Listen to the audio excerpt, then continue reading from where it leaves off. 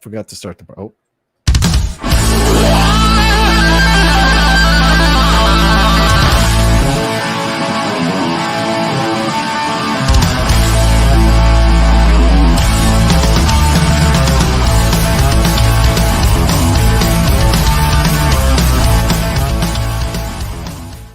All right, well, there you go. What a great way to start another live show here on the Top 10 Show. I am John Rocha. I am Matt Knost. I had another tab open, and I was trying to align the columns for the shout-outs list, so I just heard you go, whoop, whoop, and then restarted. I don't even know what happened. I'm assuming there was a misfire on the it went live before the thing came up. Yes, I hit the thing, and then I hit, and I was like, wait, how come the live moniker isn't coming up? I'm like, oh, crap, and then hit the live moniker without thinking that I could restart it first, then hit the live moniker. And so I apologize to anybody's watching this on YouTube.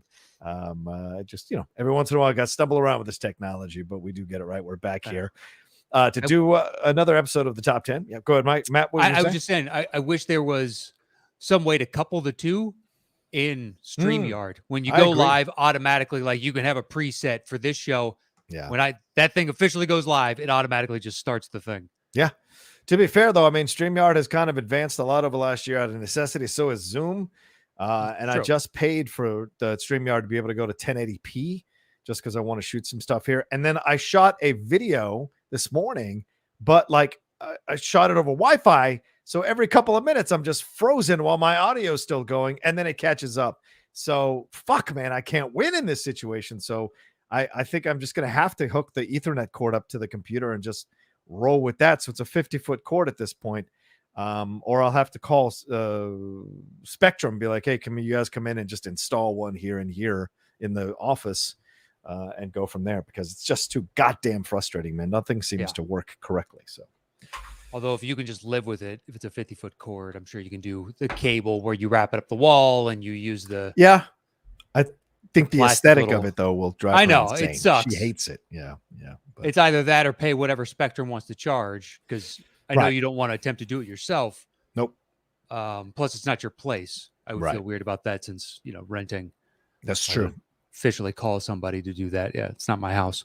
You know what's crazy, man? We're about to sign the lease to start a second year. October 1st is a year that we've been in San Diego. That is fucking insane to think about. It's already been a year. My God.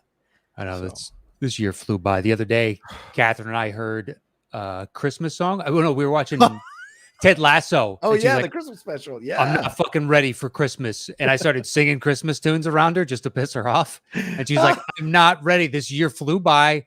In no way does it feel like Christmas is 3 months away. I know. It's fucking 3 months away. Yeah, we were coming out of the Trader Joe's. There's a Hallmark card store next to Trader Joe's, and they had all their decorations up for Christmas. And it was like, really? Fuck. What the fuck is going on? I thought it was early when I saw like a week ago for Halloween decorations. I was like, seems a little early for that, but maybe they're really just trying to get people in the fucking mood to maybe go out, do something, spend some cash, have a little fun. Yeah. Something. I don't know. But it's inevitably to see the Christmas out already, though. Jesus Christ. It's a hairy time in our world, and I think that's why, Matt, people want to run to Christmas. They want to fucking feel that Christmas vibe again, because of how crazy it is going on in our world. I don't know. Who knows? Who knows? Who can say? But I was expecting to see Halloween pop-up stores, those stupid costumes. I haven't seen any yet. There's one or two places that I know that it's dormant for 10 months of the year, and then for 2 months it's one of those Halloween stores.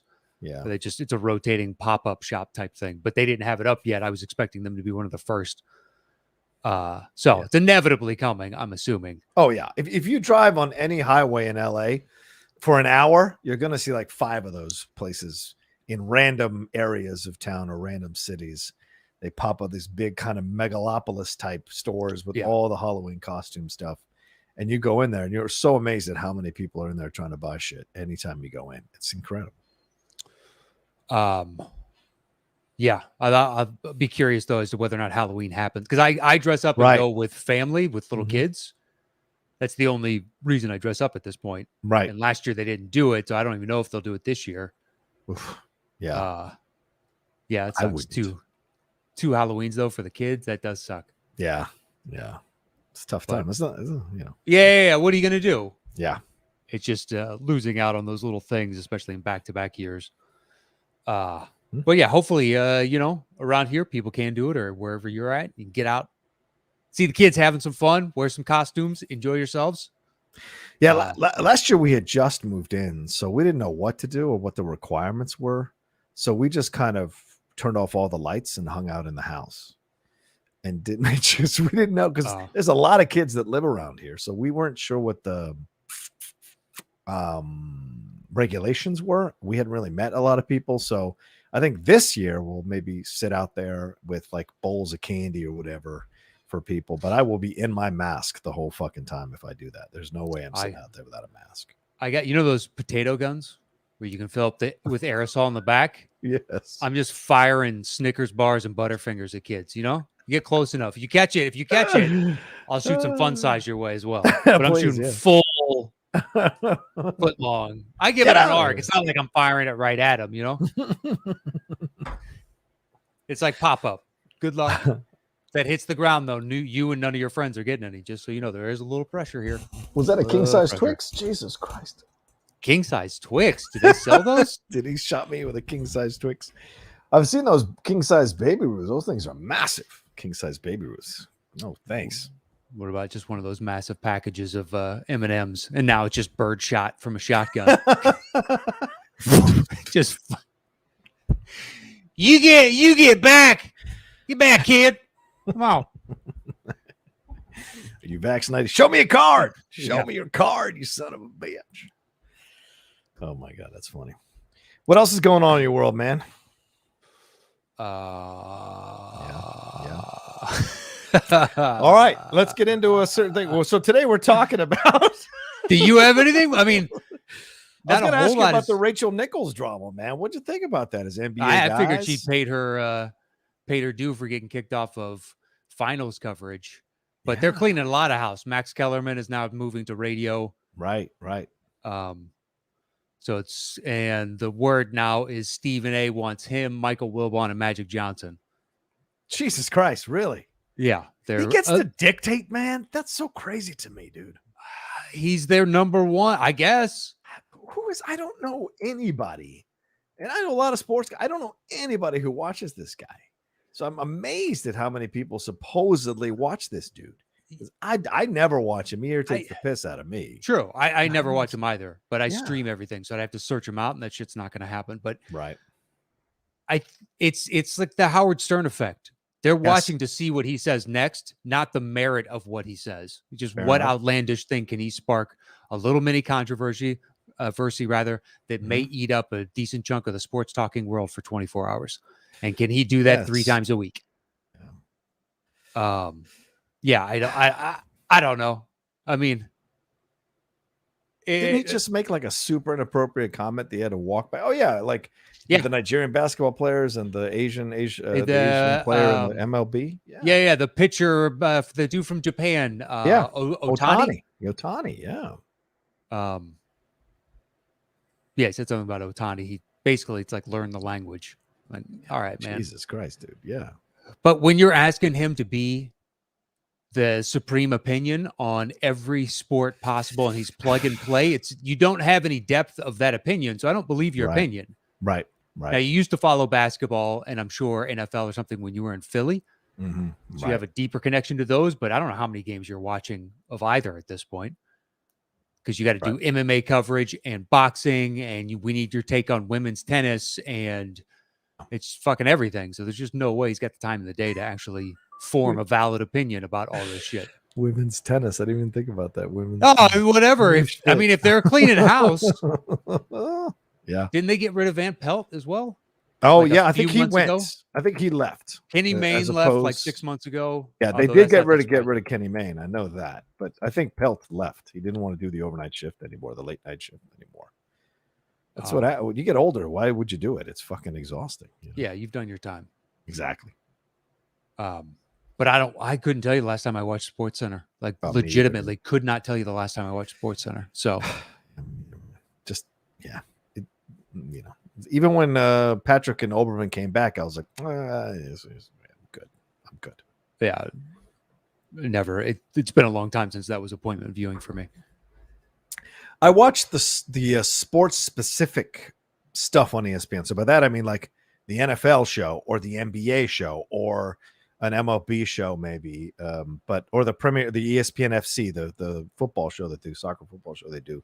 I watch those that are sport specific. Yeah, but I don't watch Sports Center because I can just turn on. But I do go to ESPN almost every morning to see what the big sports news are. But I rarely watch the Sports Center for sure. Yeah. And even those sports specific ones, they never really delve all that deep.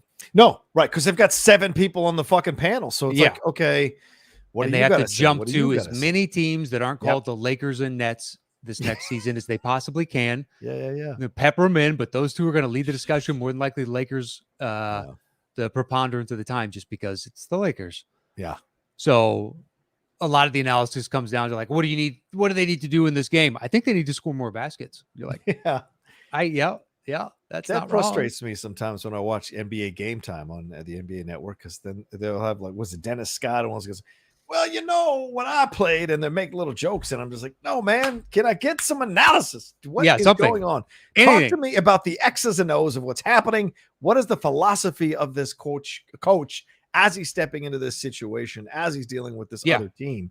Let's get to the bone deep specifics. And too many times it's caught up with stories about, and then, simple approaches and analysis. And it frustrates me, man. In basketball games, with all the TV timeouts, I wish they would go to like Stan Van Gundy on the telestrator and go, all right, so they ran a drag screen and that frees him up by doing a pin down on the other action across and that's why he had a wide open 3. Be like, there's education.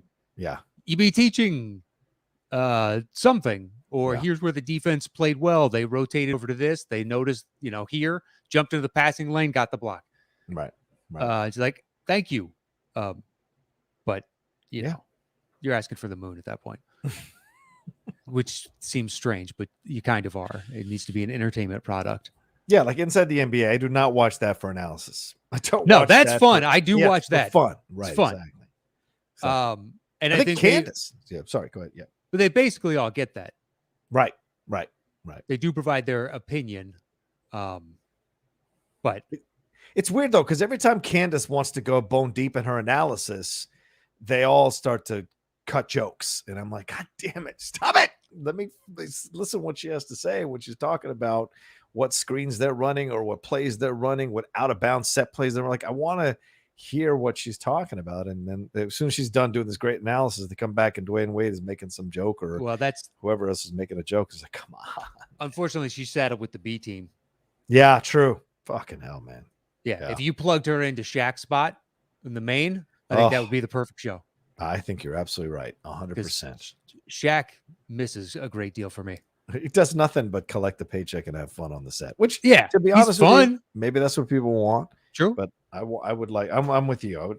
I'd be all about Candace going to the A team and kind of bringing some more analysis to the breakdown, But what are you going to do? We don't get to cast these things. No, we don't. And I wonder what the next step is with Rachel. I mean, look, there's 2 ways to look. I think there's a number of ways to look at this, but there's 2 things I fall down on. Is like, you know what? If you're going to talk this kind of stuff, you get in trouble. But the only reason she got in trouble is because someone recorded it and put it out there, which is a violation in essence of her, privacy. But, in the end, you got to make the decisions. I don't know where she goes from here, though, and where they put her. It's just an interesting situation. So, yeah. I have a lot of thoughts on that, but that's all I'm saying.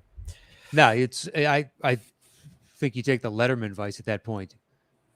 You don't take another job. You move across the street, right on, and create a competing job.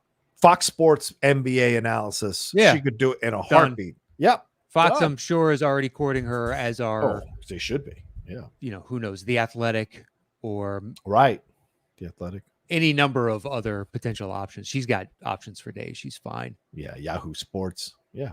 Possibilities. If you want to see your career die, sure. Do you ever go to Yahoo Sports for analysis? I sure shit don't. Do you really? I read the columns. I think some of the columns are actually really good in breaking down, especially during the NFL season last year. I read a couple of the columnists consistently. I can't remember the names now because I haven't read them in a few months, but consistently breaking down the analysis of who was playing in what during what play and what section and how much of the minutes and pass plays versus run plays and the analysis on third and fourth down and what they were able to do. So I was impressed by that. Okay. With some of the but I agree. Some other stuff, yeah, you're right. It's just like, okay, whatever. But I think overall, some of the columnists do a really good job of breaking this stuff down, analyzing it. And the Ringer, of course. Jesus Christ, the Ringer. Fuck, man. Yeah, a lot of times though in the Ringer, depending on the author, I already know their opinion before I read it, so I don't read it. Yeah, I don't know if I can listen to Simmons anymore, man. I tried to listen to it the other day with Jackie McMullen, and I almost wanted to listen to Jackie go straight for an hour and a half without any interruption. Simmons. I haven't listened yet. I haven't because he hasn't been updating all that regularly. As far as actually, my phone for some reason dropped his pod. You know how you have that? Oh yeah, that menu where it's like, oh, here are podcasts you've listened to before or have downloaded something from before. Yeah. And he was just erased from that list. So I forgot to check him for a while. You're not listening to those anymore. But there are others that have been on there for years that I haven't listened to and they didn't get erased. It knows you. It's an AI. It already knows. He might come back to this. He might come back. But Simmons, sure. Done with Simmons. Now I listened to him a decent amount. Yeah. Nobody beats Zach Lowe, though. That's the kind of shit I enjoy. Zach Lowe fucking breaking shit down. But I mean, there are very few that I can sit and listen to like that. It's true. It's true. I don't know if that's with football, with soccer. The only people I listen to, I think, is The Guardian, the show they do on Mondays. It's a really good show. They bring in like 4 or 5 people from different papers, which I think is incredible. You would never, not since the sports reporters have I seen that. And they just break everything down, and they have male, female, they have different ages. There's a curmudgeonly Irish dude they have on here. That's hilarious when he's talking about going to the games and stuff. And that's the kind of that I can listen to, because they do get into the nuts and bolts of philosophies and formations that they were running in the game like that. So it's good stuff. But yeah, it's rare. Like you said, it's a rarity though. Any in-depth kind of thing like that. So who's the odds-on favorite for Jeopardy host? Well, I think if Bialik does well, although she's got her, I was reading the Rolling Stone article on her today. I had no idea some of the controversies with her and some of the things she said in the past about being a mom and vaccinations. And I did remember the Weinstein article that she wrote, but it had been a while since I thought about that one. So I was like, she's no fucking, much different in terms of some of the scandals and controversies than this Mike Richards guy. But everyone seems to be coming out saying Ken Jennings is the odds-on favorite. But I watched his shows. Dude, he bored me to fucking tears. I didn't think he was a good host at all. I thought LeVar had the right touch. LeVar had the right touch. Really, I only watched, like, to be fair, 6-7 minutes of, Mr. Burton. Yeah. And I didn't find him all that engaging. Okay. What about you? Who do you think? No clue. I mean, well, it won't be Aaron Rodgers. It won't be as much as producers loved having him on set. Yeah. According to his PR guy, which leaked it to Adam Schefter, and Schefter is reporting it as a producer of, to apply pressure to the Packers. It's the only thing that makes fucking sense. Like the producers went, we gotta buy him out of his contract. What's it worth? Let's get him over here. Yeah. Or we could just hire this other person for 1/80th the cost. So A-Raj, nice story. Never going to happen. I don't know. I kind of like the rotating host. I do realize you need to settle at some point. I think the bigger problem is the dude's kept his job as EP.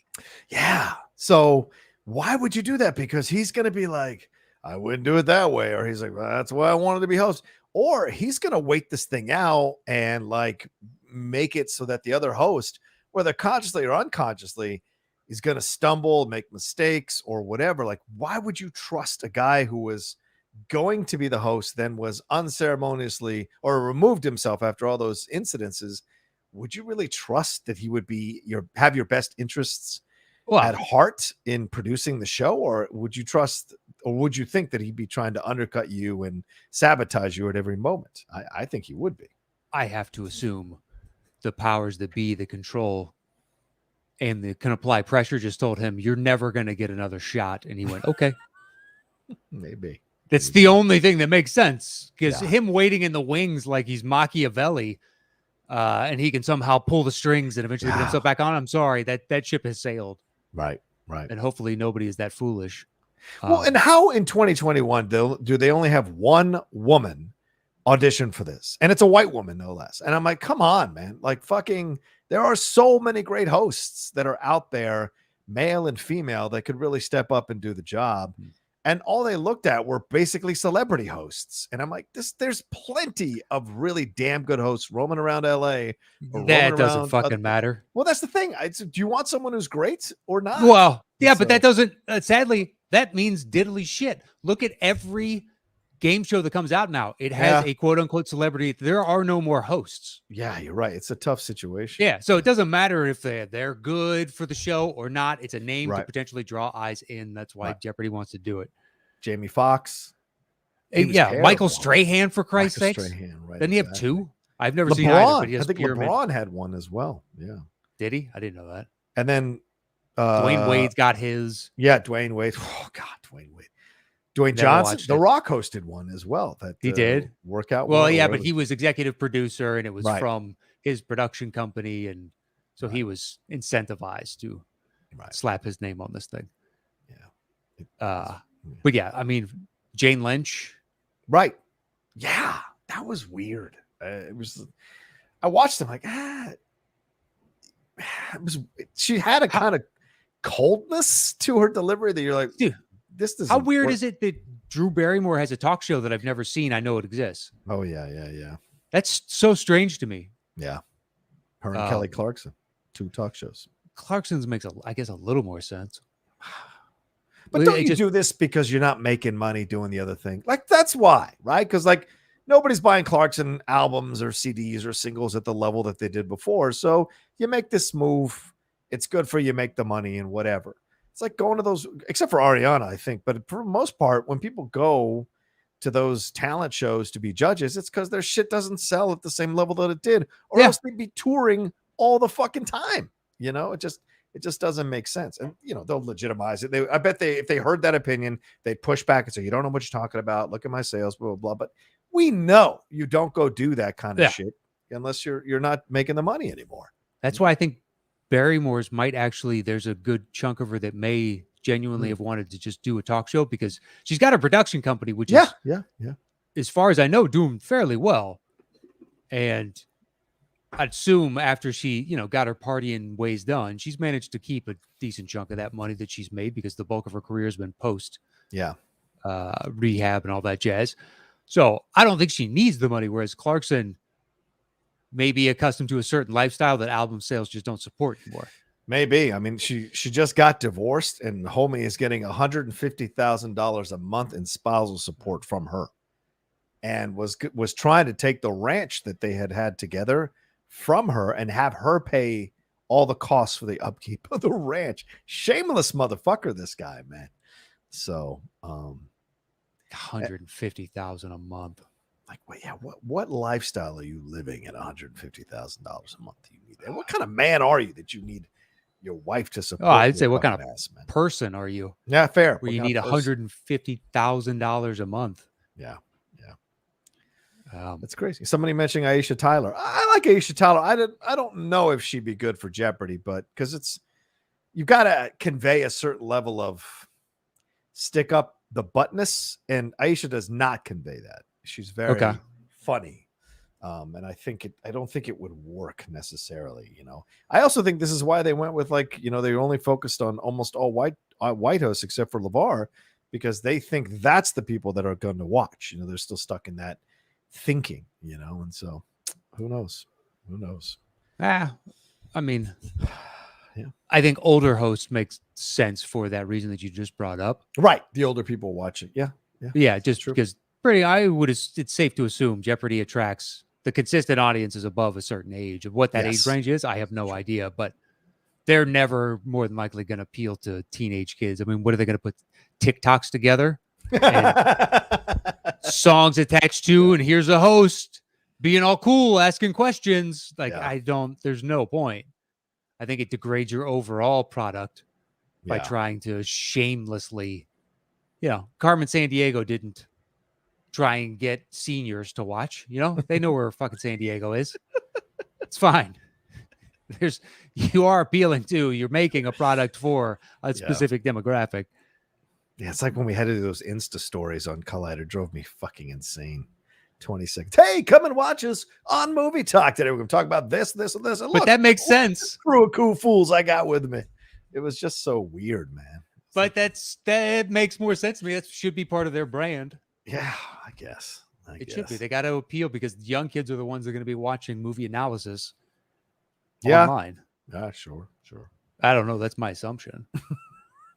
That's true. I mean, we have a wide range, but we've also been doing this for a decent chunk of time. Me and you would be great Jeopardy hosts. Are you kidding? We would kill it. I'm pretty sure my past would preclude me from being a what Jeopardy host. I just did a lot of partying. I got a pretty good DUI on my record. Shit. Well, people overlook that. The Mike Richards stuff was constant sexual harassment. Yeah, it was assault accusations. It was 18 years ago. Yeah, well, see? Yeah, and I stopped drinking 13, 14 years ago. So it's like it's in my distant past. You're a success story, I would say. I have, but I had a lot of fun. So I can't imagine how many stories I don't have any recollection of that others carry with them. Do you remember the time this happened? No clue. What did we do? Yeah. None whatsoever. That's a fair point. Yep. Out of 365 in a year, probably say, let's just conservatively say there's 50 nights like that. Yeah. When you're drinking every night, that seems a conservative estimate. Yeah. Yeah. Well, I was an angry young man back in my 20s and 30s, so I'm sure there were some altercations of a verbal nature that wouldn't decorate me with any kind of plaudits or praise for sure. So yeah, you're right. It's a good point. But this guy clearly wasn't that much better than either of us. So no, but I mean, some people seem to get canceled, like a tweet they put out 9 years ago. Yeah. James everyone's Gunn's gonna get 10 years ago. Yeah. And he apologized twice for it. Yeah, exactly. Yeah. It's like, okay. How far back are we going here?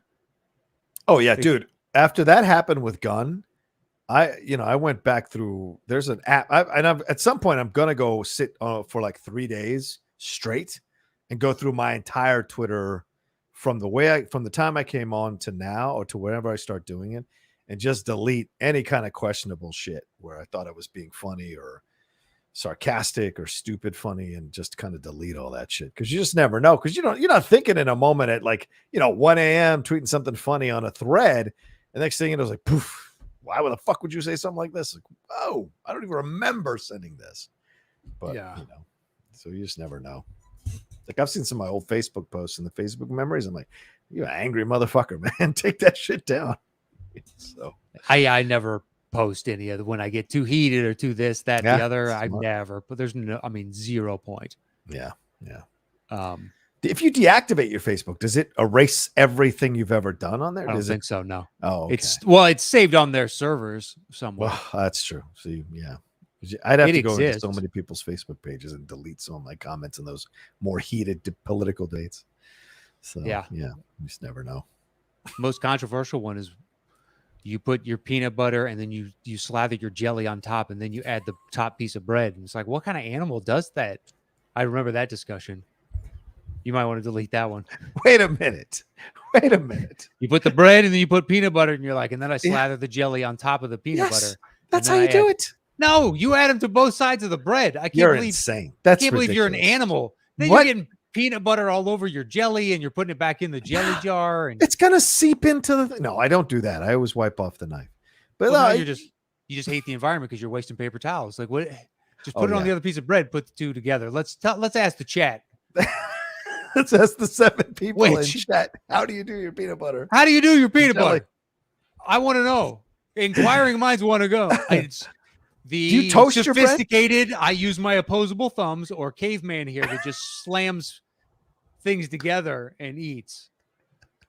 I've got my pinky out. And do you toast? Do you toast your bread? No. What am I, an asshole? No. I'm just saying, because that melts the peanut butter. So you got to figure out, okay, how much do I toast it? I don't want to warm by the time the peanut butter puts. Okay. What? You toast yours as well? Sometimes I'll toast my bread. Yes, ahead of time. If I'm in the mood for like let's say I don't want to go out and get a donut. But I'm in the mood for something sweet and whatever, then I can make a quick peanut butter and jelly sandwich. Sure. Put it in the toaster. It's a fat and sugar bomb. It's great. Exactly. Toast it for a little bit, pull it out, slather the creamy natural Jif peanut butter on there, and then do the Smucker's all natural jelly strawberry right on top. Put that on there, plant it, then cut it in half and eat it. And always bring out a wet paper towel for the jelly that gets on your hands, the stickiness that gets on your hands. That's the process. That's quite a production. I take 2 cold pieces of bread and then I put my shit on there and I eat it, and it's delicious every time because the consistency is through the roof and it's awesome. Josh Sack says peanut butter on both sides, jam in the middle. All right. Wait, where's the middle? You mean that would? Yeah, he's talking about a modified your version and my version together. So he's putting the jelly on top of peanut butter somewhere on both sides, is what it potentially seems like he's saying. Jesus Christ! So every time you bite into that, it's just this of everything into your mouth. That's too much for me. Josh says warm in toaster after construction. Wow. I can't imagine the bottom of what your toaster looks like. Wait a minute. So you're saying you're putting together bread, untoasted bread, and 2 of them, and you're putting peanut butter on both sides and then jelly on both sides. Then you're putting it in the toaster?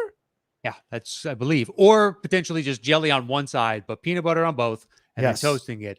And the bottom of his fucking toaster looks like a war zone for all the ooze and crap that's come out and now oh my God, baked and baked and baked again. Or he could be fastidious and he cleans it every time. What are those things they sell? The pockets, the peanut butter and jelly hot pockets? Oh, the Uncrustables? Yeah, the Uncrustable. That's what that sounds like to me when you're talking about putting it in a toaster oven. That's an American one. I've never had one because every person that I know that talks about them acts like it's crack. Mm-hmm. And I know that I would love it. I mean, fucking love it. And they're so small, you could probably power through like 3 or 4 of them.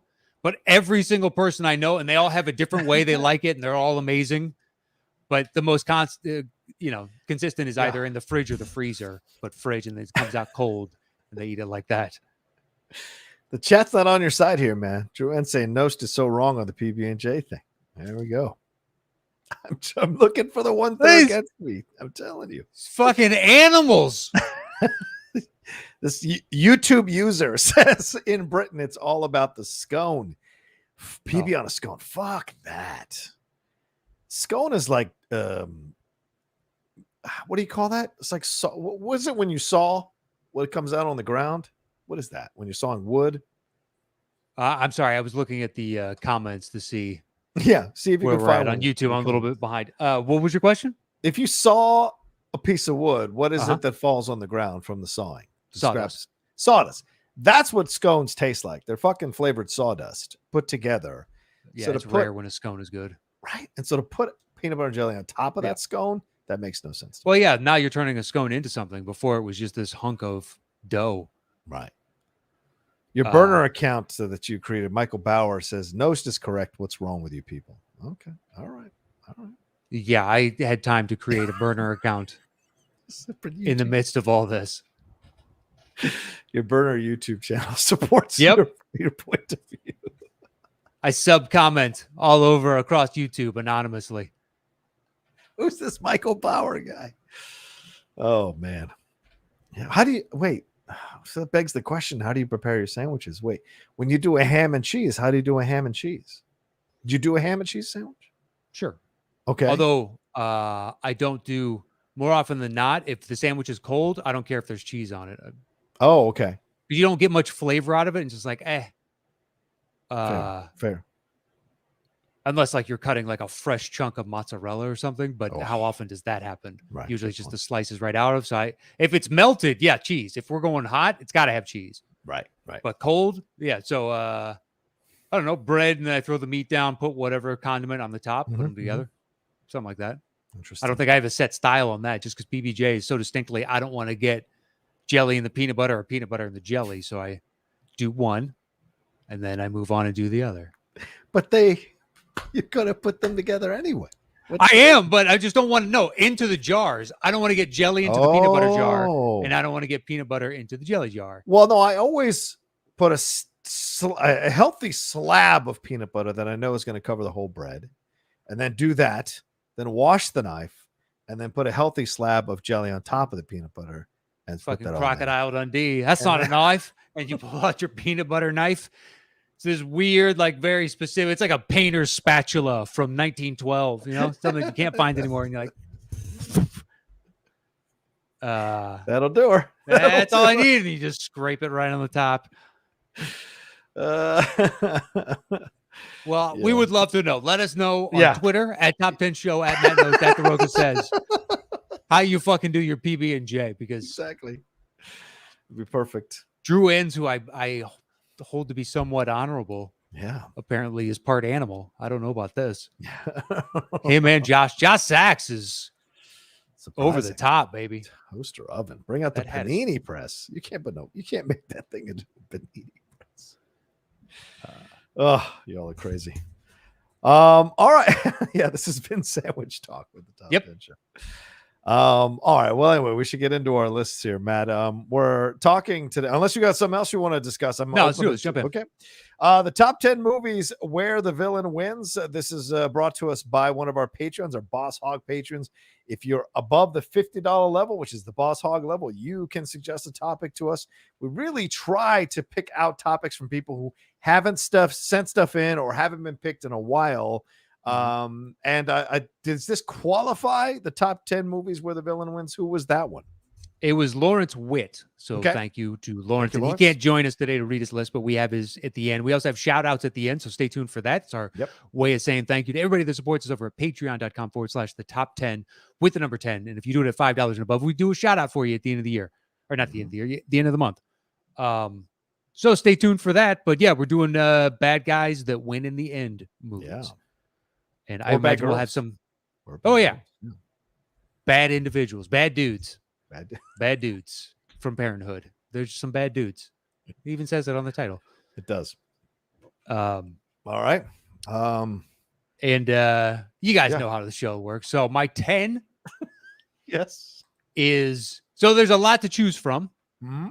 Hopefully I tried to pepper in some and kept off some that I think you may have, just so we can talk about a few different movies. But my 10 is The Cabin in the Woods. No, go ahead, man. I didn't put that on mic. Go ahead.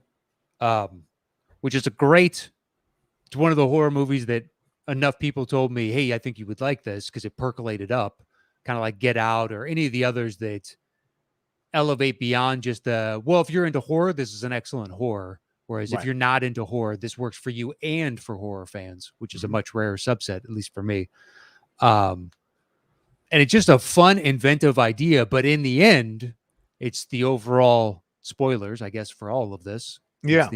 Every movie that comes up here, now you know the villain wins in the end. Yeah, we're going to spoil it. So if you haven't, so just if you're sensitive about that shit, what can I tell you? This is I don't know what, maybe you didn't think about it when you clicked on the title. Now the realization that happens to me every once and again. But we will be spoiling. So they just, I think it's two remaining characters, and they just kind of resign themselves and humanity as a whole to a fate where it's all destroyed. The equivalent of the Greek Titans erupt out of the earth, and they're there to create a new world order that this weird shadow agency has been keeping at bay, but with all these horror monsters across. But the juxtaposition of that and the comedy they managed to squeeze in between with Bradley Whitford and son of a Richard God. Jenkins. Richard Jenkins, thank you. As they're basically running like an office pool as to who gets picked off of this crew by what animal. Yeah. And then to see it all turn to hell at the very end too is nice and satisfying. So everybody kind of loses in this, and there's not a central bad guy that wins other than the overall system is corrupt. Yeah. And it's destroyed itself from within. Yep. So that's my 10. Okay. What's your 9? My number 9 is The Watchmen. Oh, good choice. Yeah. All right. Let's talk about it. I don't have it on my list, but it was a final cut. But let's talk about it. Yeah. That is the easiest thing to change from the comics to the movies to make it more palatable for the audience as a whole, where this ragtag group manages to finally stop Ozymandias, I believe it is. Right. And see Ozymandias like, I'm 5 steps ahead of you, because if he truly was that smart, he would be. Yep. and the fact that the plan has been laid out and it's done perfectly to execution, and he gets precisely what he wants, which is a culling of a certain chunk of the population and destroying the system a little bit, because otherwise it's going to devour itself. Right. To stay honest to that and actually have him do, I figured they would, but at the same time, there were studio notes on the initial runs through this going, is there a way where he could kind of lose? Is there a way where we can make it? Because it's supposed to be a superhero movie, so it's supposed to be kind of fun, but you then miss the point of Watchmen entirely. Yeah. But it wouldn't be the first time that studio notes violate the tenet of everything in the movie. Yeah. You hear about them over the years where it's baffling. Like, how did you not see the overall? Right. And who knows? Perhaps they didn't know the vision. I mean, according to Will Smith with that video he released last week of why he turned down The Matrix, it's like, if that was the pitch, I don't blame him. Yeah, no shit. That's not. I mean, if that was the pitch, and I do like his at the end be like, you know what? You're welcome, because I think Keanu and Lawrence Fishburne were fantastic in it, and they would have recast both more than likely. Absolutely. Absolutely. But what happens before we see the end product sometimes is an absolute baffling experience, third hand to experience. Yeah. And dude, you don't know if, like, after they made that pitch with Will and Will turned him down, they sat down and were like, okay, we got to come. Yeah. Or we got a little more. Exactly. We can't just describe the bullet time photography. Right. We need to do something beyond just this. Yeah. Which totally happens. Although you would hope if you were pitching Will directly, you would have already pitched it a few different times. You hope. Yeah, I would assume, because it's not like the Wachowskis or Wachowskis were a household name at that point. It's not like it's Scorsese, where Scorsese just be like, it's going to be awesome. We're going to have this one scene that's like this. Don't worry. And you go, it's Scorsese. That's fine. That scene sounds awesome. Because he's built up a track record, or Spielberg or anybody that's got 30 some odd years. But if you had kind of one movie under your belt at that point where you were the director between the two of you. But who knows? Who knows? Yeah. But I think we are all the better for it. I agree 1,000%. I mean, but also coming back to Watchmen, I dinged it right at the end because yes, Ozymandias does win, but Rorschach sends the journal. So, but I don't know if they're going to publish the article or not, right? Because the guy is on the fence about it, and his editor even says, I'm glad we're done with that superhero crap. I'm glad we're blah, blah, blah. We're moving on to something else. But the possibility they could lose is there right at the end. You're not wrong. But nothing says that he's going to go through with it. And Ozymandias is so powerful, he could crush that dude in that newspaper in a heartbeat. So, or never know. The editor and whatnot, they get it, they read it, but they take the lay of the land and go, we have moved on. Mm-hmm. This serves no purpose other than riling up old ghosts from the past. Yeah. So why not just bury this? Because as we've seen within that world and our own, we're more than willing to bury things that aren't politically advantageous.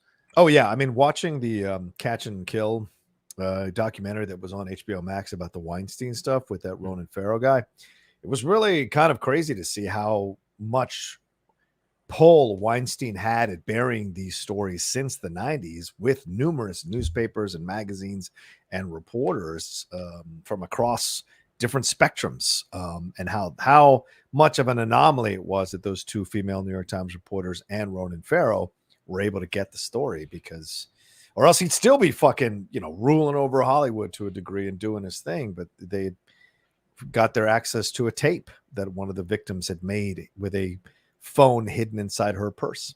So it's like, holy shit, so it's madness. But yeah. If you have money, you can bury a lot, or at least in the past, you could bury a lot. Yeah. It's a shame.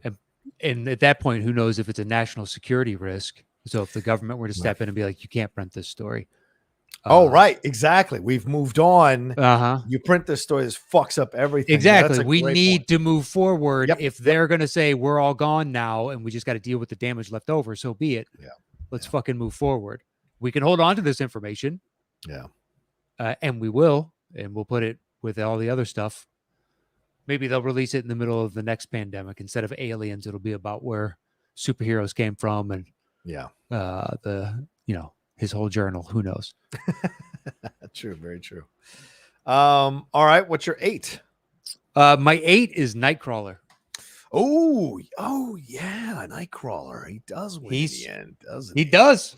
He's built a nice little TMZ-like empire for himself on Great point. The blood of others. Mm-hmm. That is the only reason he has succeeded, and he is a scumbag through and through. Yeah. But Jake Gyllenhaal's performance in it, I mean, it's just utterly captivating. Yeah. And especially if you watch all the movies he put out in sequence right there, it's like, this dude's a fucking chameleon. Yeah. So I was fully engaged. It's weird to go back and now see Riz Ahmed. Yes. It's like his skittish driver employee type of thing. Great acting. Rene Russo is the producer at the local television station. Bill Paxton is the competing paparazzi running around trying to get these just vulgar and disgusting stories that people watch. They want to see the footage of.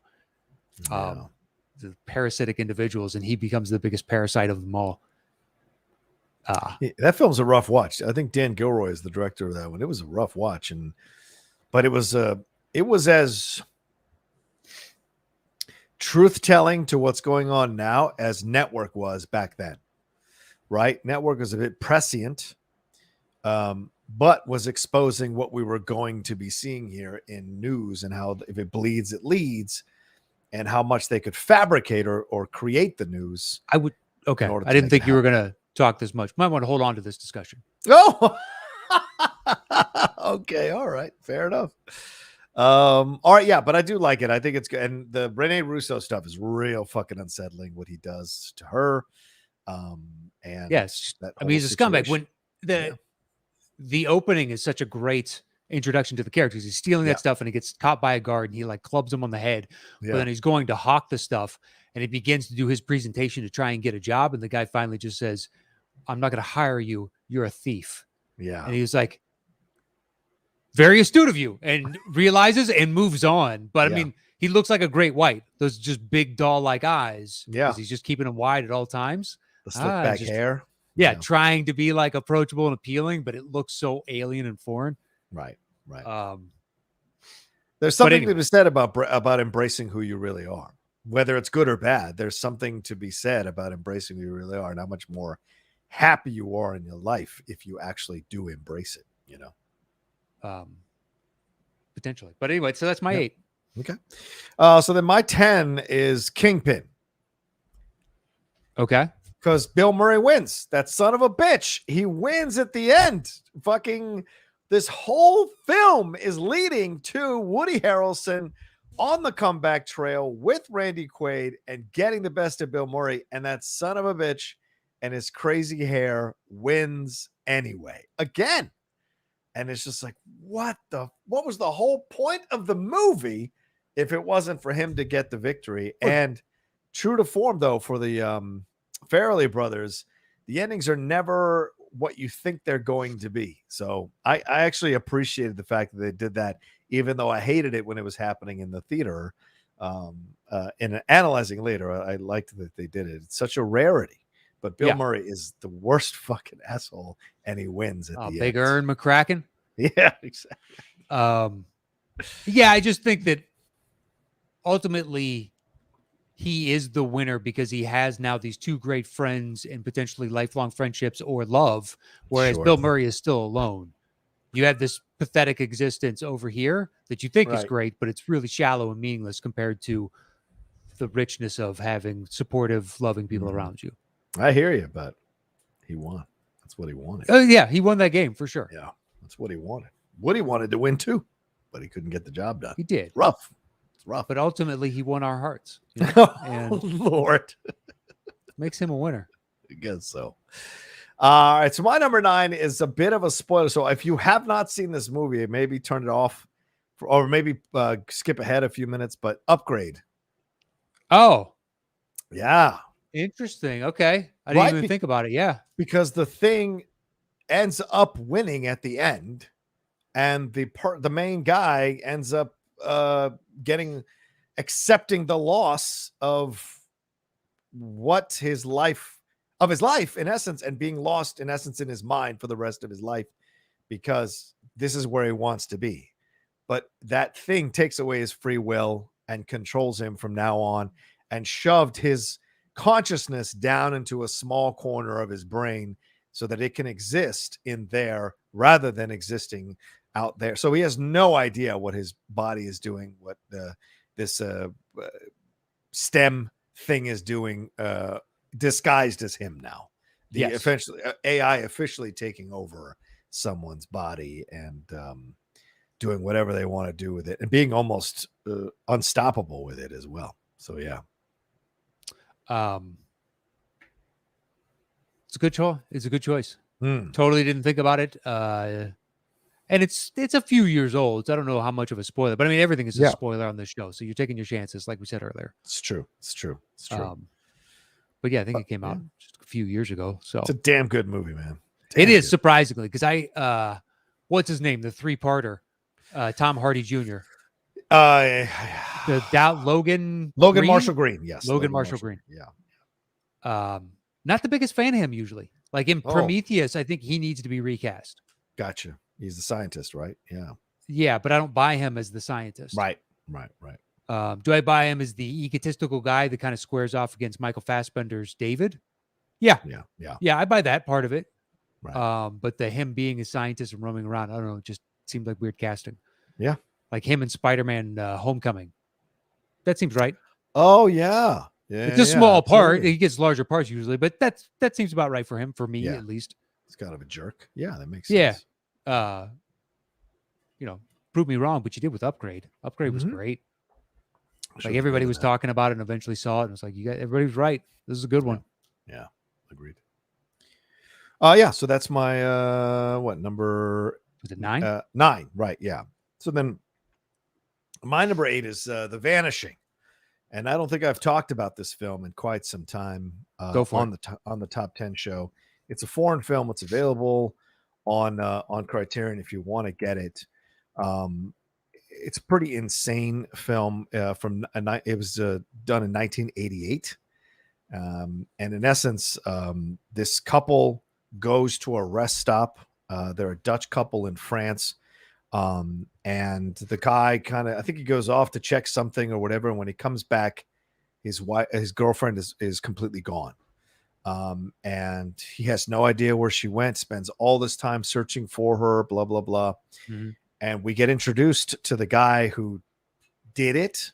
And he's like this family guy who's got like these beautiful kids and a nice wife and lives a really nice life, but he has this proclivity to do this. So the guy keeps looking. The boyfriend or whatever, he keeps looking and eventually kind of gets close enough to this guy that this guy reaches out to him and says, if you want to find out what happened to your wife, come meet me here. And so he puts him through all the stages that he put his girlfriend or wife through. I can't remember I think they're just girlfriend, boyfriend, puts him through. So it gives him he said, if you want to know what happened to her, I will show you, but you've got to surrender yourself to me to go through the process. Sure. And he does all the way to the end. And it's fucking brutal film, just brutal film. And he wins. The guy wins because he ends up basically killing both of them. And it's just like, holy shit. But it is a stellar fucking movie for the psychological games that are being played throughout the film. And they did a remake of it with Jeff Bridges and I think Kiefer Sutherland and Nancy Travis, which ended differently. But this one is fucking stellar. Just a great Dutch film. So, and I can't remember the director. Who's the director? George Sluizer is the name. Sluizer. Okay. So yeah, just something. If you haven't seen this one, man, everybody should, if you can read subtitles, you got no problem with that. Watch this movie. It'll fuck you up. And to think about the fact that it came out in 1988, 88. We're off watching John Hughes movies. The Dutch make a film like this, so. All right. So in fairness, Hughes was making movies for teenagers. The Vanishing is not. No, not even the least. That's true. It's not. All right. What's your 7? My 7 is Primal Fear. Oh yeah, nice choice. Fucking what's his face? Yeah, Ed Norton, Richard Gere, but the introduction of Ed Norton to everybody and just crushes it out of the park.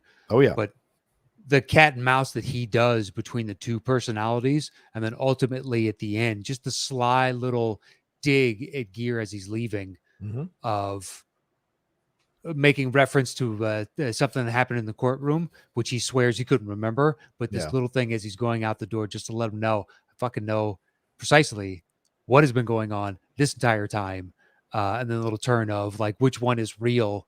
Yeah. And of the two personalities, and Ed Norton is basically just like, yeah, the devil. It's the devil. The angel is the false front, which makes sense. Yeah. But it's a great just back and forth between the two of them. Both of their best acting. Oh yeah. Agreed. Richards does a lot of rom-com-y nights in Rodanthe level. When that I know it's Diane Lane. Him and Diane Lane. Yeah, that is him. That is him, and that's yeah. But he's just got in like a whatever that Notebook author kind of sphere of Nicholas Sparks. Yeah, no romance novels turned movies. Like he was the lead, the Silver Fox, distinguished looking wasp. Yeah, but there was a time when he had more of the, kind of more harder edge stuff back in the early 80s. So. Yeah, Officer and a Gentleman. Yeah, he's got that gear with American Gigolo. He did a remake of Breathless, the American remake of Breathless.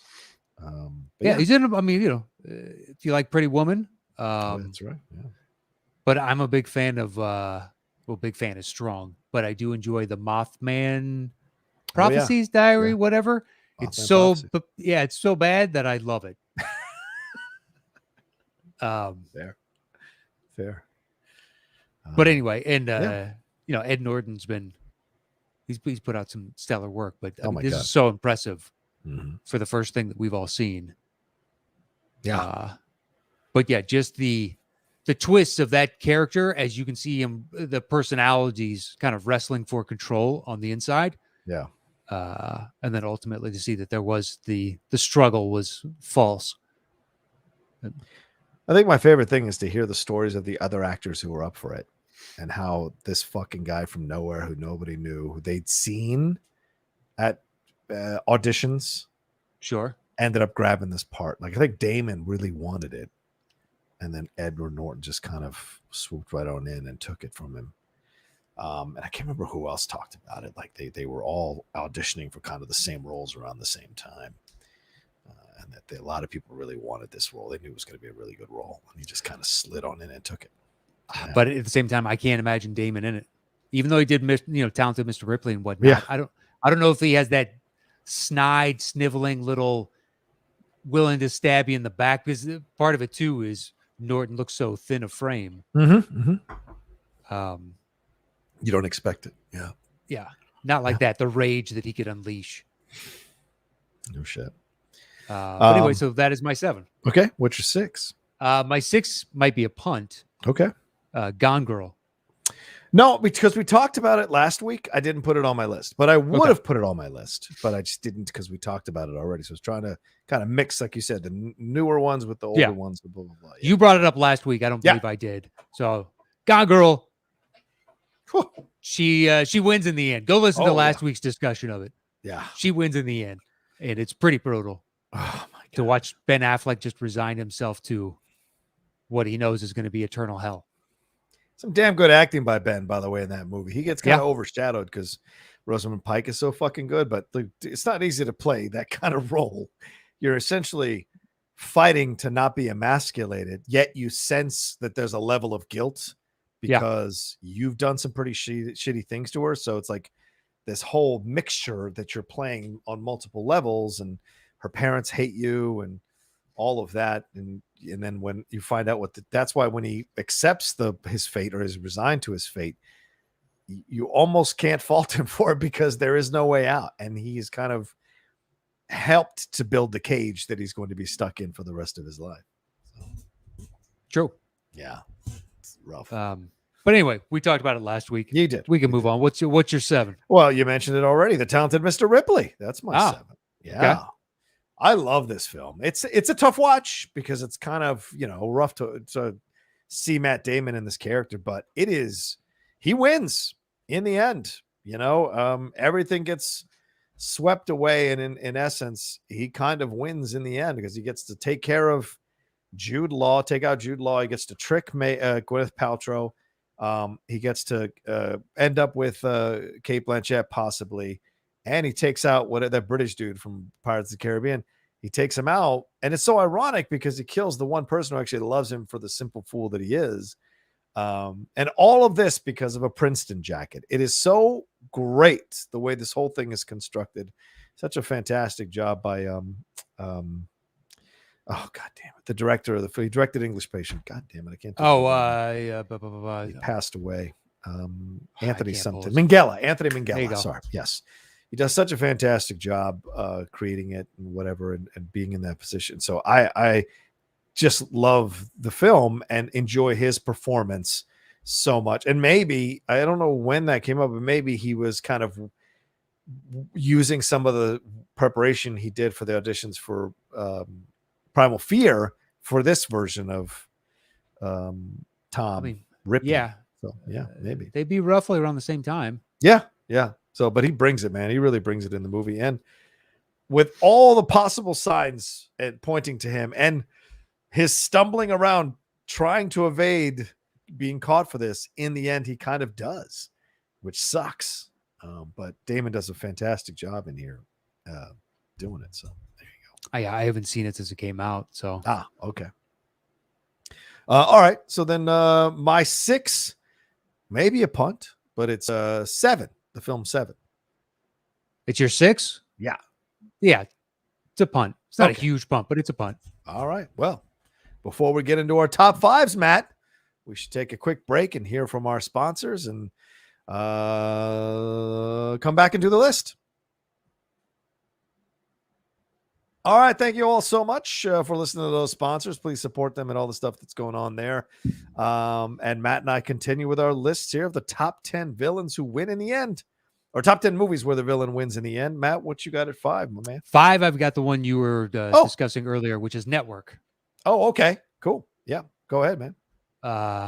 Because ultimately it's a beautiful close to the movie where as much as you think you actually change the system or potentially change the system, it just keeps rolling through. Yeah. The speech about corporations being the true world powers now by Ned Beatty, A, is probably my favorite scene in the movie. But B, that is really driven home at the end after this guy who has raised a tremendous hullabaloo. Yeah. You know, gotten everybody across the country to pay attention, to focus in. And that rage was just that rage that led to no real change or anything else. And the system just continued on mercilessly hammering home. And they just closed on the news reports of like talking about. So they have created his death into even more ratings, which just sells more commercial time and everything else. All you did was fuel the system by trying to tear it down. Congratulations, you made it worse. Yeah. Yeah. And the system winning overall, it's like it beautifully, simplistically driven home to the viewer. Yeah. So it makes my list at 5. Okay. Yeah, it's a great film. I didn't think about it as in that context as a villain winning, but you're right. It absolutely makes sense. The villains being the corporations, being the networks, being all that, they do win in the end eventually, you know, and it's kind of depressing to think about. And you're right. That is the best scene in the movie. I don't disagree with you at all. It's an incredible. Everybody loves the I'm mad as hell, but I think Beatty's, because Beatty's speech is still resonant today. Yeah. Like the I'm mad as hell, yes, is timeless, but the idea of the construct of corporations and how they are modern day nations. And I really don't even connect to Peter Finch in the movie because he's a guy who's like taking advantage of the attention. He's kind of a nutball he was on his way out. He was being retired because he's old. And then he finds this kind of second life playing up this stuff that he's experiencing and fainting on stage and all this kind of stuff. So in the end, he's a bit of a clown himself. Yeah. And so when he says, I'm mad as hell, I'm not going to, there's no real authenticity to what he's saying. So it doesn't affect me in the way that other people like glow about that line. To me, it's the Ned Beatty. That's the reality. That's the real person cutting through all the histrionics and fucking showmanship and telling you what's really at the heart of all of this. Yeah. and doesn't need the attention, doesn't need the fucking Doesn't want spotlight, doesn't want it. Yeah. And is quite happily controlling everything and making money while the clowns do the show in front of the camera. So precisely. Yeah. It's what was that? Brian Cox in Black Widow. Yeah. It's like I don't need Ray Winstone. Right. Or Ray Winstone, sorry. Right. Sitting back and just letting it all happen. Yeah. Anyway, so that's my 5. What do you got at 5? Okay, my 5 is The Empire Strikes Back.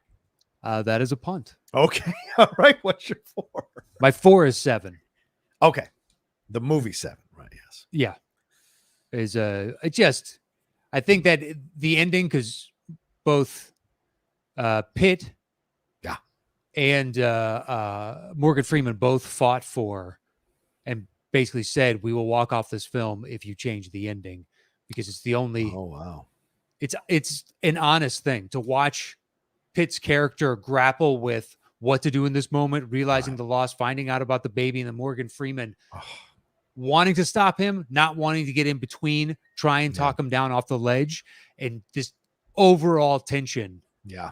And the finally the release and him getting taken away, and just Kevin Spacey is correct. They'll be writing books about me for years. They will. And when you add this as the cherry on top, it's going to make it that much more riveting a tale. You definitely won. We know the appetite of human beings. Right. You definitely won. And go even further. I own your soul for the rest of your life, because people are going to ask you about this for the rest of your life. Yeah. So you will have to talk about it for the rest of your life. We're intertwined. Yeah. There's no getting out of it. There's nothing you can do about it. Right. Morgan Freeman could, 20% may recognize him. 100 are going to recognize David. Right. That's the thing. And he played it so well, because, David's young, David's headstrong, David's aggressive, David's passionate, gets into these situations. So he knows how to play it. And it is brutal that he killed Gwyneth Paltrow and put her head in a box. I mean, that is brutal. Oh, yeah. Because you're watching that movie and you have nothing but affection for this. It's maybe one of the sweetest roles she's ever played. And so when what happens to her happens to her, it is devastating. So you're with David. And what's so brilliant about the way the film is constructed is that when that moment happens, you don't know ahead of time. So when the moment happens, you're experiencing the exact same things David is experiencing. And you can decide inside yourself what you would have done in that moment. Do you take him out, or do you adhere to your police code of arresting the criminal and putting him on trial and letting the system do their best? I mean, the tension of, is it McGinley who's up in the chopper and he's on the SWAT? And he's going, we got a van or truck or whatever it is. Yeah. And just that slowly pulling in and turning it to delivery van. And you're watching from afar, is like, get out. And Morgan Freeman shouting at him. He gets out, and they just, the simple drama of somebody driving up to deliver a package was just so taut and suspenseful. Yeah. And then the payoff ultimately, just watching. And it's Freeman who opens it. It's Freeman who opens it, which I think is brilliant too, Matt. Like, it's not David. It's now you got to have him, because he's the steady hand throughout. Right. And then watch from his perspective, watch Brad Pitt go away at the end. And we kind of close with him being defeated, and he didn't want to get pulled into this anyway, because he knew it wasn't going to end well. Right. Don't give me the game on Criterion from Fincher. Give me fucking 7 on Criterion from Fincher. That's what I want, man. Maybe Michael Douglas sits on the board over at Criterion. You're going to put my movie out. Yeah, or Sean Penn does. Oh, God, Sean Penn. That's why he keeps getting cast in things. He sits on random boards across town. Do not see Flag Day. All right, so that was your 4? Yeah. Okay, so then my 4 is Chinatown. Go for it. I figured we talked about it enough. Yeah, that's fair. Totally fair. But I mean, I had to respect, in my opinion, from my list. And he wins at the end. I mean, he does. Fucking just as much as Network wins, Chinatown's the same thing. Yeah. The rich old guy who has been there for decades, corrupt, full of corruption, making sure things work out in his favor. And so he is a villain. Dude, and he wins in the end, because he Faye Dunaway is killed. He gets to now sexually assault probably his granddaughter, daughter, whatever you want to say. Jack Nicholson or Getty's no longer investigates him. And I watched that too. Jake's sequel, which is horrific, by the way. Oh, with Bruce Willis? Or no, that he did the one that was like a knockoff of Two Jakes. Yeah, I remember when that came out. Right. Yeah, that was the one with Madeline Stowe, and he was still. And we're supposed to believe this is just a year or two later. With him, meanwhile, he's like 40 pounds heavier and 30 years older. But it doesn't even go back to that. It doesn't go back to that at all. So it's like, well, he did win, and it's the truth of. And people know that story here in California. That's what happens. And you hear about the corruption all the time in this state, man, from people who are either Democrat or Republican. It's irrelevant. It's about money. So, yeah. That's every state. Yeah, fair. Every state. Well, not enough. Yeah, but there's, there aren't resources like there are in California in every state. So, yeah. Doesn't even matter. I mean, Huey Long came out of Louisiana outside of it's true. The port of New Orleans at that point. I don't know that Louisiana had much of kind of any economic pull. Yeah. They had their agriculture and whatnot, but weren't known for industry as far as I know. Yeah. And that dude was one of the biggest political kingmakers in the country. You alone. Yeah.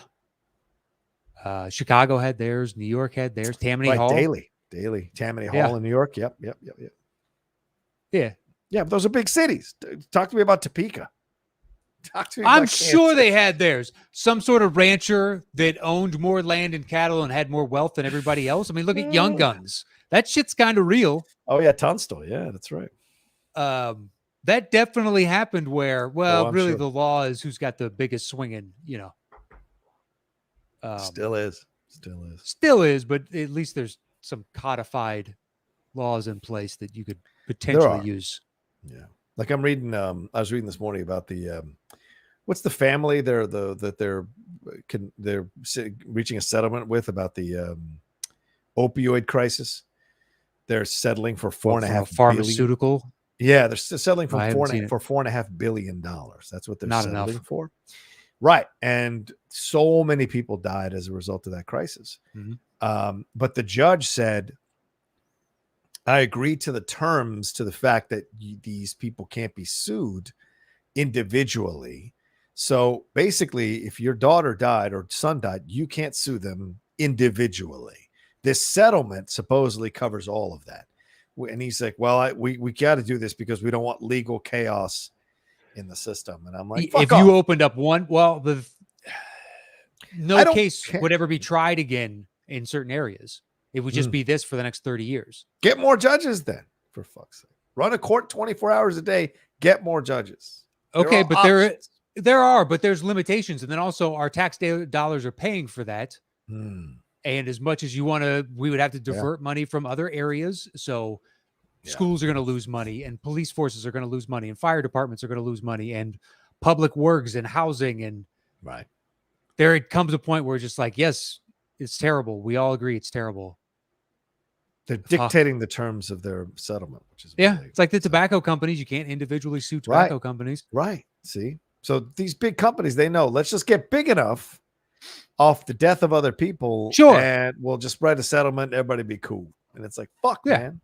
I agree. Well, I mean, if you were to allow that, like at what point do you stop, then anybody could sue a weapons manufacturer. Right. For the bullets produced or the gun that was used. And and we could sue for it. We're already pretty litigious. I agree with you though. It sucks that it's got to be a blanket settlement and four and a quarter or how many ever billion. It needs to be probably 10 to 20 times that size to justify paying back all the people, at the very least covering funeral expenses for all those people. Yeah. I think every one of those people should get $1 million from those people. Every single one. Whatever the case is. Like but I don't even know how. Then you have to dole it out, and you got claims to process, and like it's a huge fucking problem. Yeah, I don't think there is a right answer to it, unfortunately. That's a good point. Yeah, true. All right, we're up to your 3? Is that correct? Yeah. Okay. What's your 3, my man? My 3 is Infinity War. That's my Infinity War. Yes, that's my 3. Yes. Nah, Endgame, bro.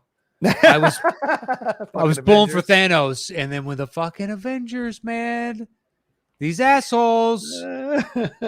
Thanos was doing the right thing. It's a,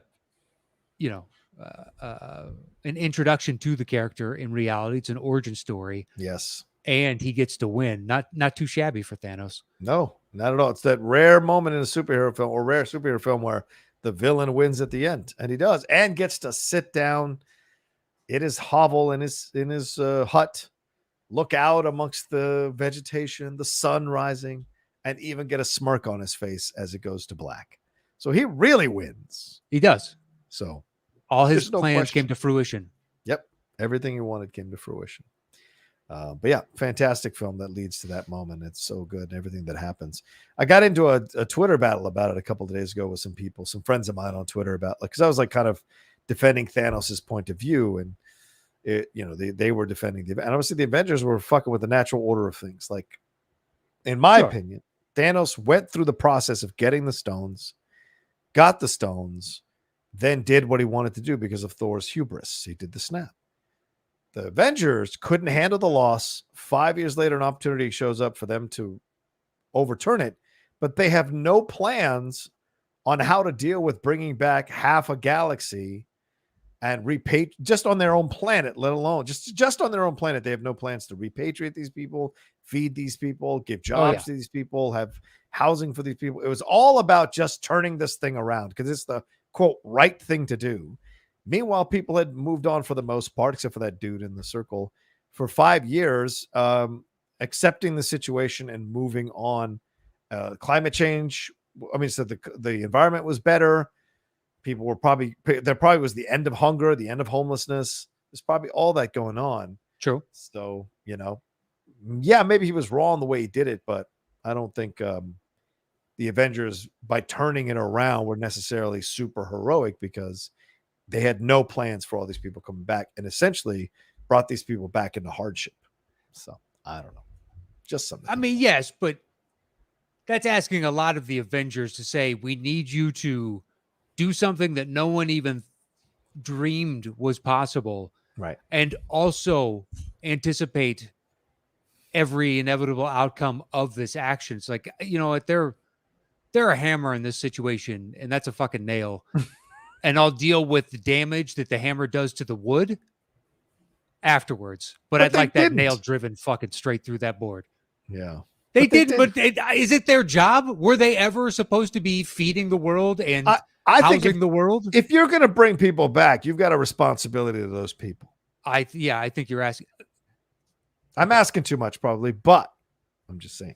Oh, of a superhero film? Yes, you're asking the wrong. Yes, of a film. You're right. Of a film, I am asking a lot. In reality, I still think you're asking for too much. I think we would be excited to see people that we thought had passed on and then go, fuck, we got a big problem to deal with, but at least they're back.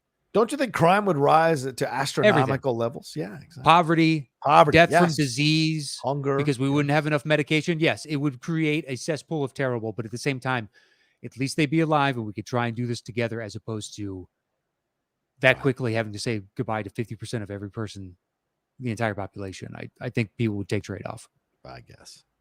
I wouldn't, but I guess I understand. All right, so that was our threes. What's your two? My deuce is The Usual Suspects.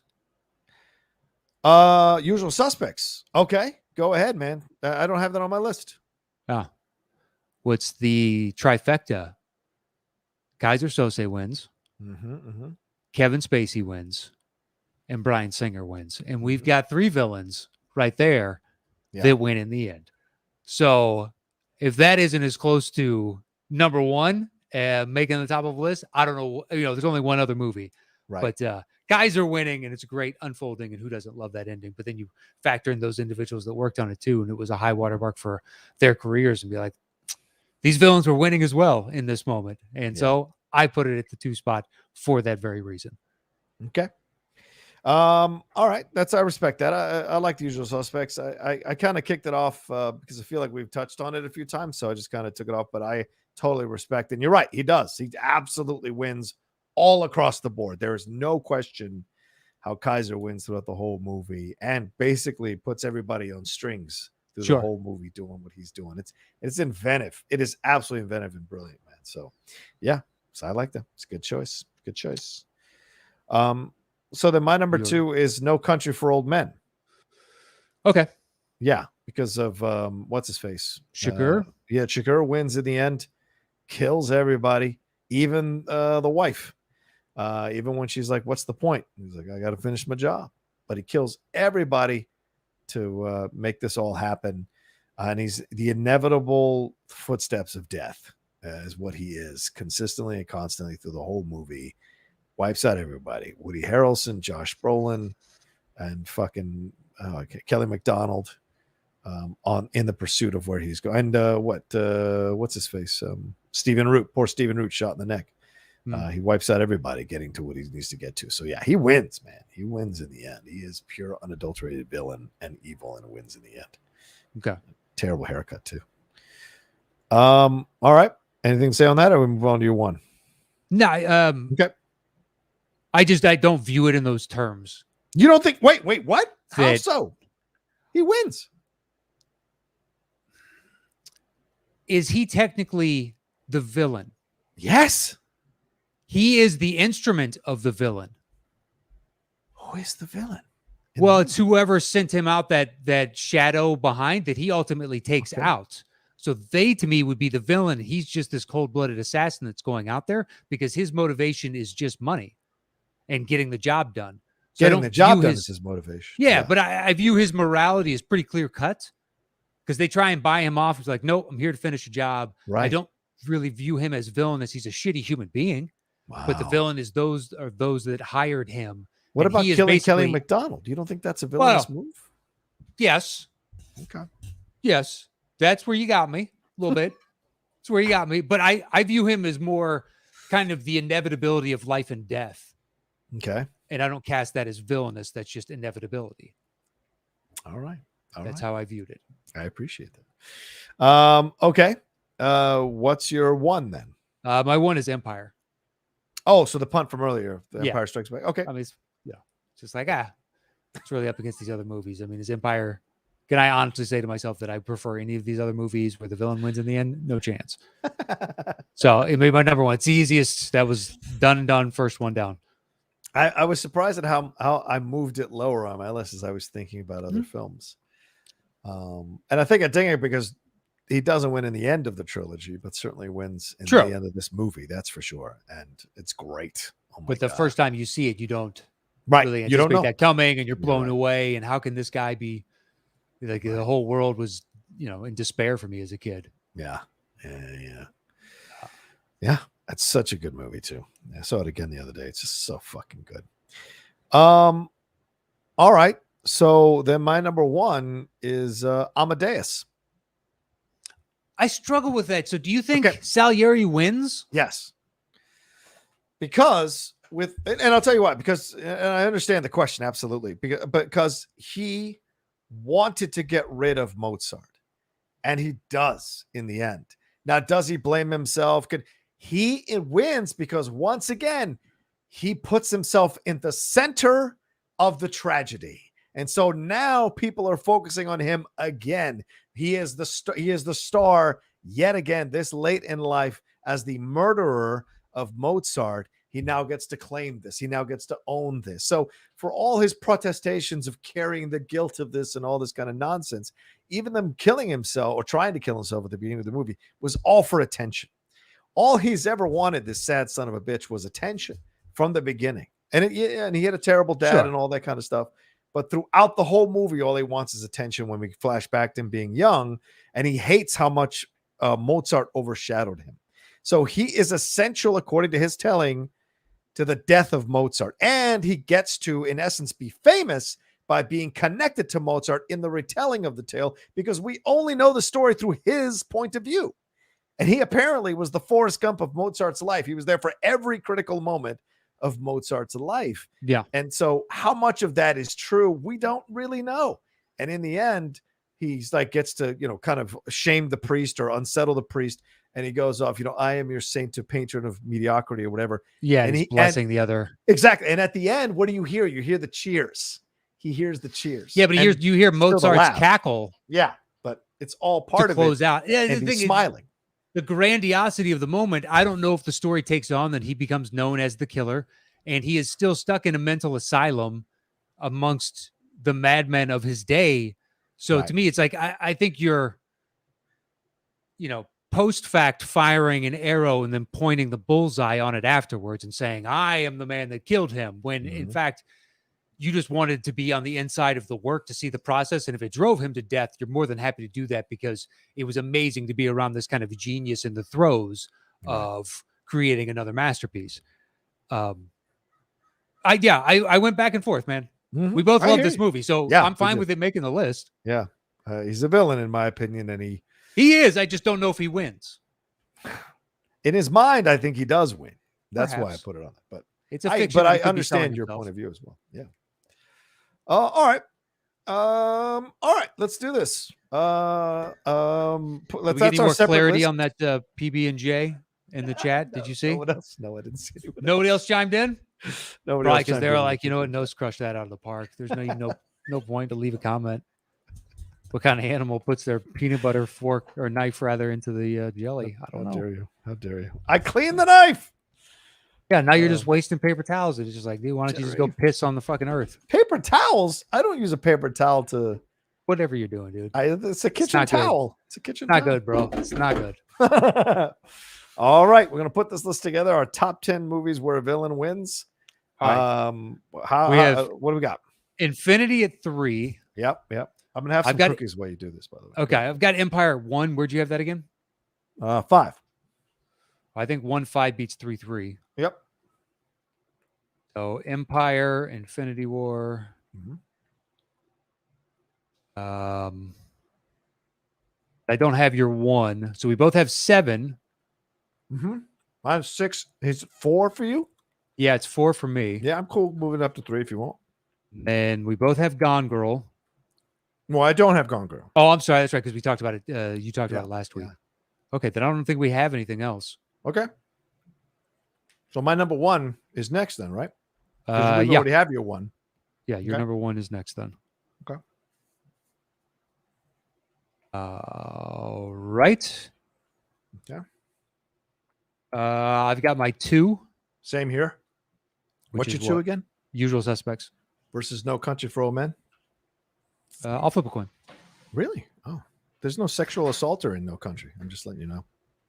Exactly. More villainy wins in Usual Suspects. If we're just talking about, quantitatively, there's a lot more of the devil's fingerprints all over my movie. I'm just saying, Kevin Spacey's persona non grata, man.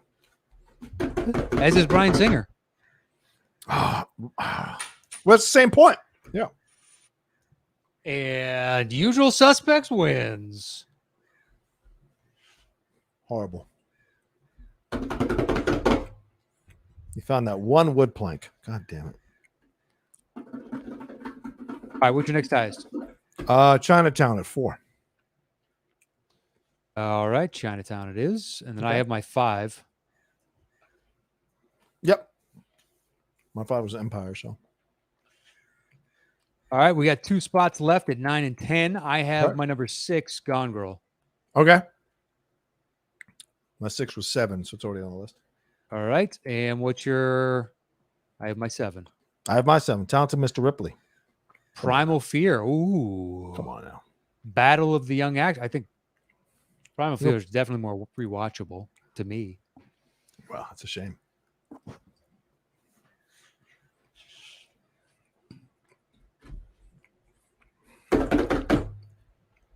Are you going to flip? How dare you? Of course I'm going to flip. It's a shame. Well, you keep saying it's a shame, and it continues to be a shame for you. Oh, see? Primal Fear. Wow. That is a shame for you, friend. Over Chinatown. This is a horrendous list. No, Chinatown made it. Oh, I mean over Talented Mr. Ripley? Yes. It's a horrendous list. Yes. All right. Let's do this thing. The top 10 movies where the villain wins. Yeah. At number 10. Primal Fear. At number 9. Gone Girl. At number 8. Network. At number 7. Chinatown. At number 6. No Country for Old Men. At number 5. The Usual Suspects. At number 4. Amadeus. At number 3. 7. At number 2. Infinity War. And our number 1 movie where the villain wins is Empire Strikes Back. Now. And And our thanks to Laurence Witt for sending in a fantastic topic. I can't believe we haven't done this one. Yeah, I know. Thank you, Laurence. And we have his list. Okay. Read this off real quick. What do you got? Says, thanks for choosing my list. That's fantastic. Thanks as always for the content. Let's see. I will do my best to be on the show. Never mind. Can't do that. All right. Here's my list. Hopefully he could read it out loud, but he couldn't join us today. I enjoyed doing this list and always love a film where the bad guys win. I could have replaced my number 10 with a wide range of films. I can't wait to see if it's the same for you. 10, Drag Me to Hell. 9, The Fallen. 8, Saw. Cool. 7, The Usual Suspects. 6, Arlington Road. 5, The Vanishing. 4, No Country for Old Men. 3, Infinity War. 2, The Empire Strikes Back. And finally, number 1 is 7. And he says, cheers, guys. Lawrence. Thank you, Lawrence. Good list. Good list. Thank you, Lawrence. Well, he agrees with you on the No Country. Yeah. I view this incorrectly, apparently, according to the two of you. He probably agrees with me on a lot of things. No, I already texted him about that PB&J. He is sane, you know? Yeah, sure. Anyway, well, all right. I'm going to tune back into the chat real quick, see what's going on over there, see if the peanut butter slander is still continuing. All right, so we have shout outs to do. Yeah, let's do it. Let me grab that real quick. All right. Mine is up.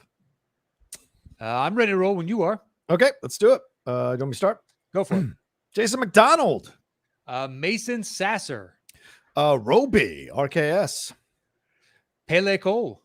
Eric Taylor. Deepak Mauer. David Stephen. Christine Biernat. Andrew Robinson. Francisco Ramirez. Michael Bauer. Colton Thompson. Henrik Winterland.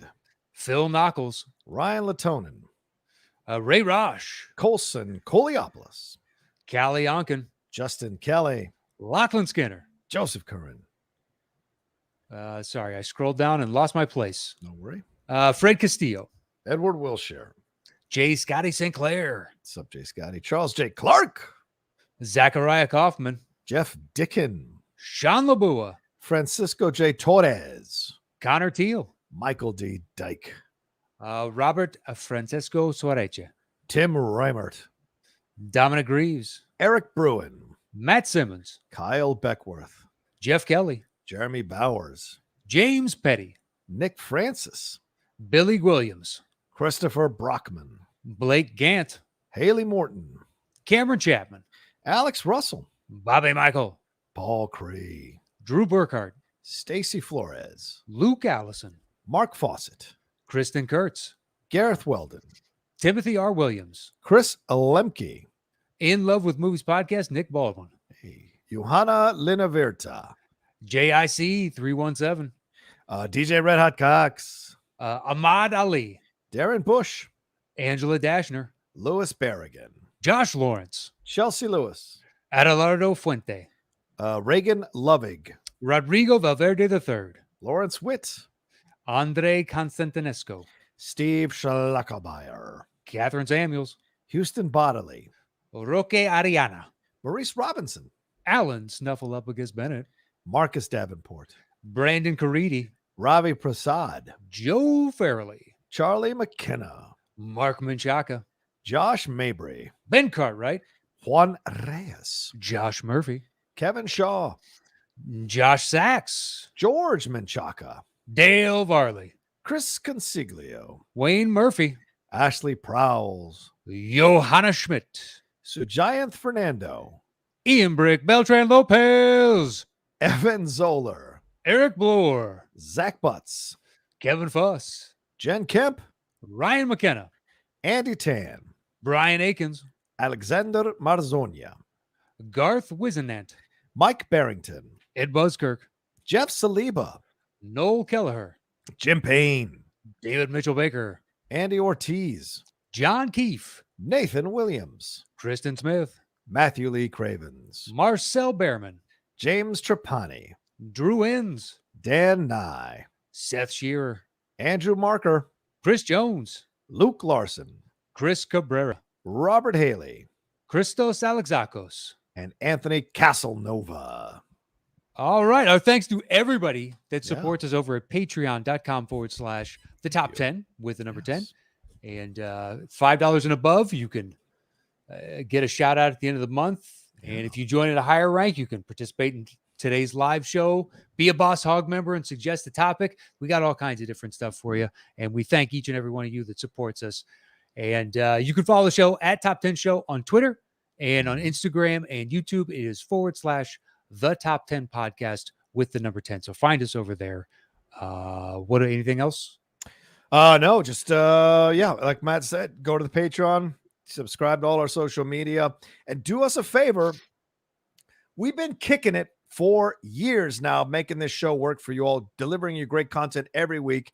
Now it's your job as fans, as things are slowly getting back to normal, people going back to work, people getting a little more money in the coffers, in the bank accounts. Start to please spread the show around again. Spread the show to other people. Tell people about it. Tell them to come have fun. Play them some of their favorite episodes, some of your favorite episodes to get them aboard. Your job as one of our fans, as one of our listeners, is to spread the word of this thing. Spread it to 5 people you know. Try to get them into it, and then see if maybe they might even become patrons of the show, so we can at some point down the road be starting to travel again and do the show live in your city, in your town, no matter where you are across the globe. So that's I want to encourage you all to please keep supporting the show. If you can support at higher levels, that's great, but also keep supporting the show by telling other people about the show, so maybe we can get them to become patrons of the show as well. There you go. Help grow, get on the road, just do bigger and badder shit. That's all we want to do. Basically, bigger and better shit. That's right. I think that's it for the show this week. You can follow me anywhere at Matt Knost. Check out my other show, Settle the Score, and that's it for me. Okay. You can follow me at The Rocha Says on Twitter and on Instagram, The Outlaw Nation on Twitch, and head on over to my YouTube channel, youtube.com/John Rocha Says, to go be a part of all the stuff we're doing there as well. All right. Take care of yourselves. Be well. We'll talk to you next time with another brand new episode of the Top 10 Show. Peace.